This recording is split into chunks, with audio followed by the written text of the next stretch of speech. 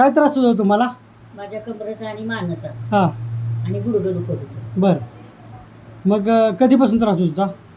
वर्ष झालं. मग त्यासाठी ट्रीटमेंट दुसरी काही केल्या का दवाखान्यात?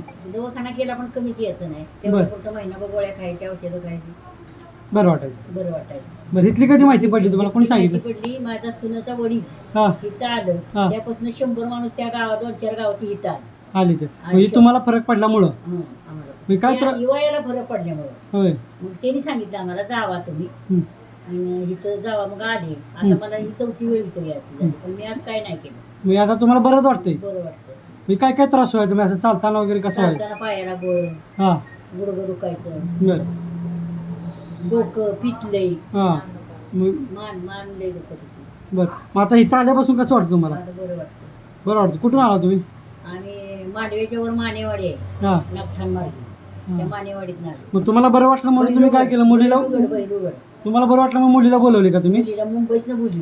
हां आता हे मुलगा माझा दिसत नाही ते. हां. मग त्यांना दिसत नाही. त्यांना बी फरक पडला, त्यांनी सांगितलं की मला? सांगितलं म्हणून चल मला. कालवायचा काढ 2-4 गुलटू लागला. हां हां. तुम्ही मुंबईवरून आला ना? हो.